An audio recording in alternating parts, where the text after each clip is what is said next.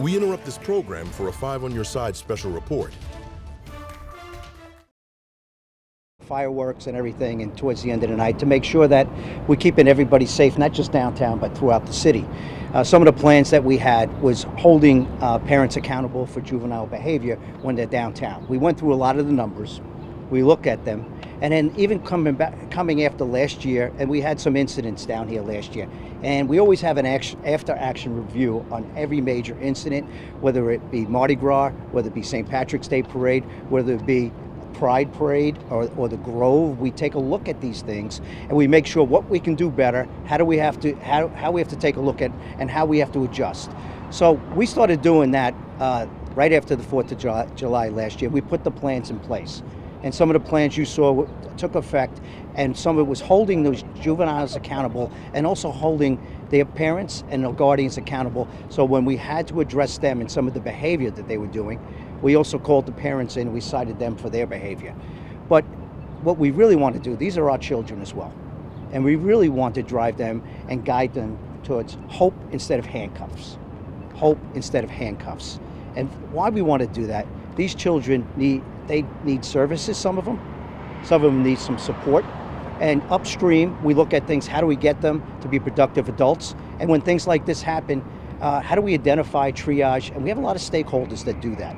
And we want to work with all of them. And when these type of things happen, we identify them with social services, through other services, and we're hoping the other stakeholders take a good look and maybe can give some of these kids the help that they need, so they don't come down and do things not just here downtown or back in the neighborhoods where they've come from, to make sure we can keep them healthy, we can keep them safe, keep other people safe from the behavior. And those are the type of things that we're looking at. We had a really good weekend. A lot of people enjoyed themselves. You can see people walking past us right now from the convention that's going on. It is the biggest convention going on, the amount of people in the United States at this time, I'm being told. You know, upwards to 50,000 people in the Dome that are going there, and they're going to be here all week, and it's going to be in the tens of thousands. The feedback coming from them, they love the city, they enjoyed everything that was happening, but there were some things that we had to start to change some behavior and change what people were doing when they were coming down here to make sure it kept itself. The men and women, the St. Louis Metropolitan Police Department, have done a tremendous job, not just downtown, but throughout the city. And crime continues to go down. Our murders are some of the lowest you've seen in decades. And you can go right on slmpd.org, look at those numbers in real time, so you can see them for yourself. You don't have to wait for the chief to report that out, and see some of the things. I don't want to get lost when we have to take this type of action, but I think it's going to start the conversation. It's going to continue the conversation. And when I say that, we have other cities now that are calling us up. We share best practices, and it's starting to, with social media, the way it can advance and the way it gets out there. Other police departments are calling us to say, how are you doing this? Can we talk to how you're doing this and how you kept your downtown safe this year where other cities had some problems? And you know what? It's not like we don't have some of our challenges, but how we address them, how we adjust to them. I'm very proud of how everybody came out, did that, and thank you for getting the message out. So I think with that, we'll take some questions.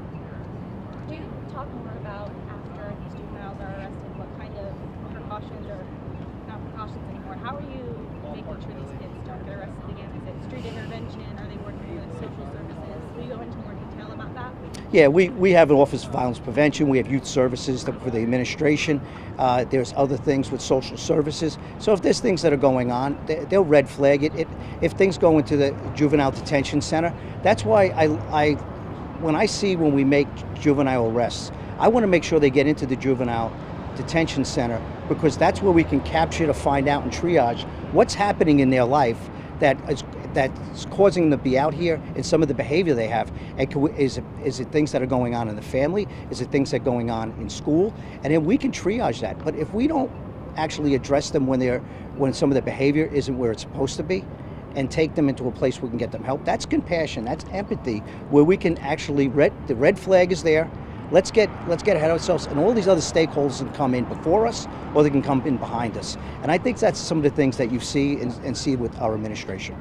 Do you feel that the holding parents accountable piece of this is really helpful in the results and maybe how we move on from here, and hopefully don't see them out here in the streets doing that kind of thing again? Well, I believe from what the feedback that I've gotten, some parents were somewhat surprised to see children fighting off fireworks, or some possessed a deadly weapon, a firearm. We had a 13-year-old with a firearm that we made an arrest on yesterday. 13 years old. Think about that. Carrying a firearm downtown, running around downtown with other juveniles. And we've made over at least 10 gun arrests, and most of them juveniles. And they're running around fireworks and doing this type of thing. If they didn't know, it's going to be alarming. I hope this is the first signal that they see in the behavior that they're going to correct. And for the other ones, what's going on in that home, see how we can help them out. And so I think we have to start somewhere. And I think starting to hold guardians and parents accountable to the behavior of their children, citing them, where now they have to go to court and start answering, maybe that will trigger an additional response to, hey, let's see what's going on. Maybe we can get you help you need if you need it. I know that was part of the special kind of enforcement plan for this weekend, but do you plan on doing that in short bursts at other times, or is that going to be, just a case-by-case basis? We've started the conversation. And I think this conversation now really has come to the forefront. Look at the media asking about it this week. And I think that's great, because I think where we all want to be is to make sure that we keep everyone safe and get people the help that they need. Like I said, we're trying to get to a place where it's hope instead of handcuffs. That's where we want to be as a police department. We don't want to be at this point, but we need to be able to change the behavior and the accountability of the individuals that are responsible for the juveniles that are doing the things that they're doing. And it shouldn't just be downtown. We're looking at ways that we can expand it for all the things that we're doing juveniles across the city. So we're definitely taking a look at that. I know you said it was a good weekend. Can you talk to me a little bit about what that exactly means? So I do things by comparative analysis. And if you take a look at the things in the reporting I have, you don't compare yourself against other cities, you compare yourself against yourself. And how are we doing as a city? Yeah, we have our challenges, but are we getting better? And when I say we have challenges, that's not to dismiss some of the things. We've had a shooting that happened just north of the city this weekend, but compared to where we've been in years past, we are doing better, and that's progress, not victory. So we want to make sure that people know, put it in context, because if we live in the moment, we never know if we're getting better or worse. I think right now we're seeing some very good progress, and hopefully we can continue on that trend. And I have confidence in this police department and this city we will. And you guys had the presser right before the weekend started. Do you feel like the messages you guys put out were well received? I think so. I have my public affairs department with us. They give me updates, what's happening on the feedback, and especially some things, Instagram, Facebook, and even the reports that you write. Sometimes we start getting feedback because that makes it to social media. There's a debate going on, but it's a debate that I think it's good to have, and most of it's been positive from what I've been told, and it's been reported back to me. And anywhere we can have this conversation, we're trying to get to a better place. I'm all for that. It's a healthy debate, and then let's get everybody involved. Are you concerned about any activity tonight, or do you have any are you still amped up on the enforcement downtown for this evening? I don't really talk about all the operational things that we're doing. We move things, we adjust as we see things, intelligence information. We look at things that have happened in the past. We can kind of tell the temperature of who's going to be out, how many people we need. We adjust throughout the city, and of course, you'll see some adjustments happening. You're out with us, you see this type of things, but it doesn't mean we're not in another area. But we adjust accordingly, because a lot of these offices, they're all working on holidays. They're working nights, they're working long hours, just like you are. But at a certain time, I want to make sure that there's a healthy balance for them as well. So I adjust them where the needs are to try to be in the right place at the right time. Now that the weekend is over, are there concerns, firework tents, they will start sales? Are we looking to the future about fireworks being fired in a couple days? Right. Well, that's why we get overwhelmed, both the fire department, police department, 911 calls. You saw 341 calls for fireworks related activities in several hours. So now those calls are not going to be bundled in such a high volume. So when you parse them out, we'll be responding and have ability to prioritize them more. So then you're not going to have the same type of volume that we've had on July 4th, but certainly there's residual fireworks that haven't been shot off, and we want to make sure we keep everyone safe. Overall, were you, happy with how things worked out and the plan that you put in place and warned everybody about ahead of time? Well, I think we started warning everyone about what we were going to do probably about 10 days ago when Chief Jenkinson from the fire department and I, we did a press conference about keeping everyone safe. We talked about it then. We continued the message.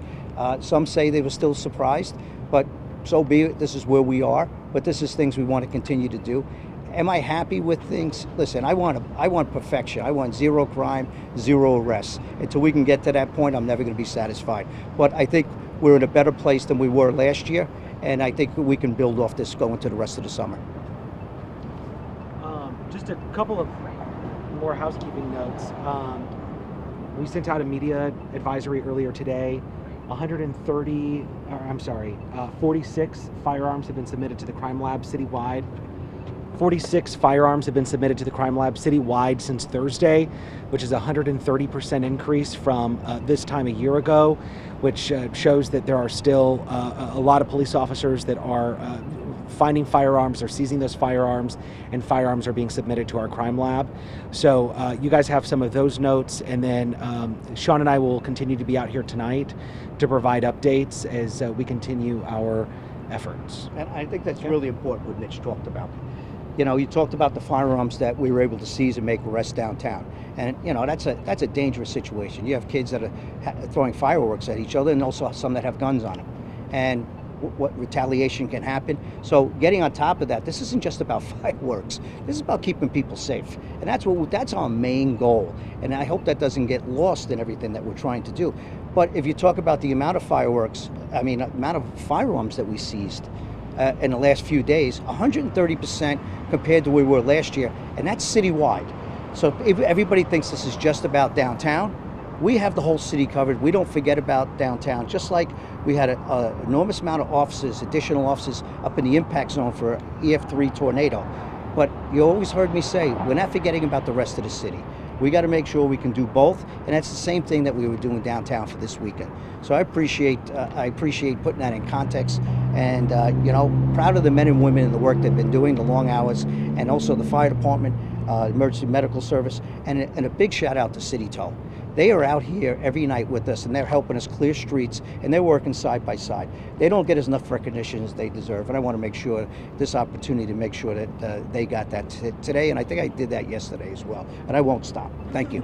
Thanks. Speaking of City Tow, there was an arrest the other night where a juvenile came downtown and she drove her mom's car. And not only did she get cited, but we towed mom's car. So those are conversations that we'll have with the family in getting the car back. But parents have to know where their kids are. And we've also seen people take Uber and rideshare apps. So that is a much larger conversation that parents, we want to share that, let them know what we're seeing out here, and make sure that they know that some of those kids are using the rideshare apps to get down here. And that's something that we're monitoring and have noticed throughout the weekend. So, all right. Once they get those citations, what happens next? Do they just pay a fine? Do they go to court? They'll pay the fine, but they're more than welcome to fight it. We'll see them there. So. Obviously, you can't put a blanket statement on every juvenile and every parent, but was it common? Did parents generally know that their juveniles had a firearm? Well, the juvenile that was taken into custody last night, the 13-year-old, was with had met up with a group of friends who was with grandma, and grandma was with them, and you can only imagine what was going through her mind while pushing a stroller with a baby in the stroller. So it's just part of a larger conversation that I think the chief hit on as well. Unless the chief wants to say anything. And that's what we're doing. If you remember a couple of years ago when I first got here, we had something at the Foundry, and we had a shooting at the Foundry. It was juveniles, and then others shot at our officers. Thank God they were okay. We don't know if they were the same kids as the ones we arrested that were out after hours with firearms. But we signed an MOU with the Juvenile Detention Center and the Juvenile Justice System, and to make sure that it's a thing called X-booking. And so we're releasing kids on the street for so many points. I wanted to get them in the system. I talked about this earlier. It's empathy to get them into the system. We release them on the street, then we're not getting the help that they need, that they're out after hours with firearms and actually firing. And, we got to save them from themselves. We also have to save them from hurting other people. And that's what we do. And then we signed that, and we made sure that they can get the triage, the social services, and then conditions of release. conditions of release makes it's court mandated that you go to services, either it's mental health services, addiction services, social services, and that's even for adults. I'm a big believer in that. If we can capture them, don't release them before, but make it a term of their release, because then we can make sure that we can help them so they don't reoffend or get themselves in trouble. That's why I'm a big believer in that, and especially with juveniles carrying firearms. I feel like overall it was effective, the plan, and you were able to deliver? Absolutely. I think they did a tremendous job this weekend. It took a lot of work, a lot of planning. I told you it started last year. We even knew we were going to talk about doing things with the parents starting July 4th because of the amount of juveniles that were down here without an adult and the things that happened last year. The year before, the plan went well.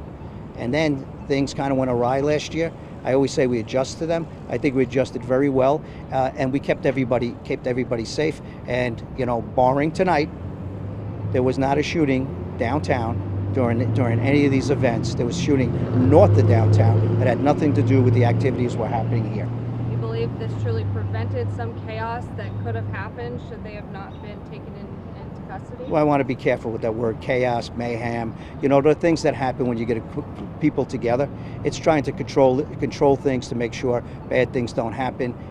We're around if things do happen. There's going to be some excitement. There's going to be people that we have to make sure that we get crowds under control, but we do a very good job of that. So those words of things of uncertainty and things that are happening, we get that under control pretty quickly, although when you see them for those short bursts, it looks like the words that you were saying, but I stay away from those words because we have to sometimes react to situations, but we get it under control with a good plan as fast as we can. Any other questions? Taylor? Seth, you're awfully quiet over there. Yeah. I was going to ask, what is your message to downtown business owners? We spoke with a business owner that was saying that they were scared on the 4th of July. Fireworks, seeing people out just with rifles and things of that sort. What do you say to them? Well, business leaders and other places throughout the city. You know, this is my 4th city. And the things that happen with the type of fireworks that people are using, that they're setting off downtown and setting off throughout the city, setting off throughout the region. It doesn't just have, this is not unique to St. Louis. This is not, we sometimes think it is, but this is close to 4 decades in policing. 4th of July comes around in every police department, every jurisdiction, and it's something that we are very anxious about as policing, but we put good plans in place to try to keep everybody safe. But a combination of people that have firearms and/or they have fireworks, and there may be alcohol mixed in there. That's not a good mixture to happen, but we do our best. Downtown, I hope this business owner can see exactly what was done this year. Hopefully that'll we got hope instead of handcuffs to the kids. I'd like to have hope for the business leaders that we're here for you. We're going to put the best plan in place, and we want as Chief Jenkinson says, leave the fireworks to the professionals, watch it under the arch, and then we'll keep everybody safe. But that business owner, we're there for you. We're going to continue to try to make sure we keep this place safe. Overall, I'm sure, I don't know if you have heard, but a lot of people in the community were thankful for the visibility of patrols. They liked seeing so many police out. If you could send a message to them, what would it be? We're out here all the time. Our officers do a tremendous job. We know that staffing throughout the United States in policing is down, and we're working on to bring people back into this noble profession.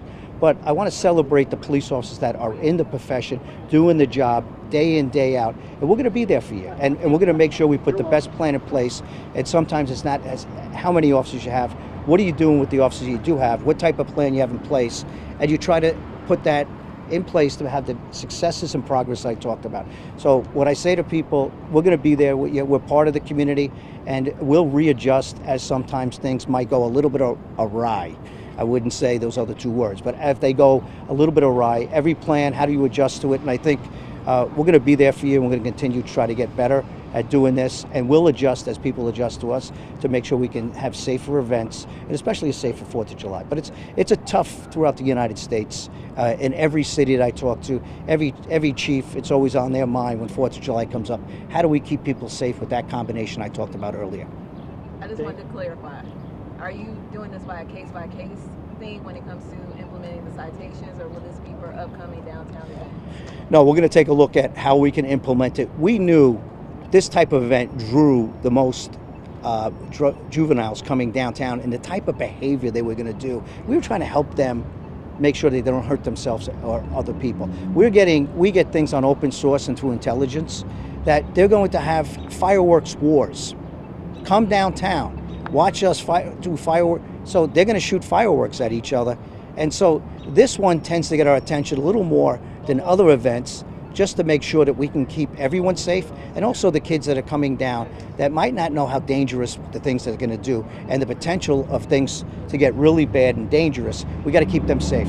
And that's why this event draws a little more attention, because of the combination of fireworks, firearms, and the amount of children that want to come down here. And actually, we saw last year some of the things that happened, and we're trying to prevent that from happening again. And just for added clarification, that'll be a conversation we have citywide, not just for downtown. Right. So We're going to look at how we do citations for parents to make sure that the contributing to delinquency of minors, and also behavior injurious is what the juveniles get if they're carrying a firearm. So we're looking at that, but I want to get those parents in, and I want to see what's going on to make sure the social services and Office of Violence Prevention, all these things that we have in place, we can capture them to see if we can get them the help that they need to make sure they don't go out and do the same type of behavior. And then maybe the parents now can work together with us as well. And we can do it as a holistic approach. That's what we're trying to do. Thank you, guys. Thank you, everyone. Appreciate it. Call me out there. This has been a 5 on Your Side special report. We now join regularly scheduled programming in progress.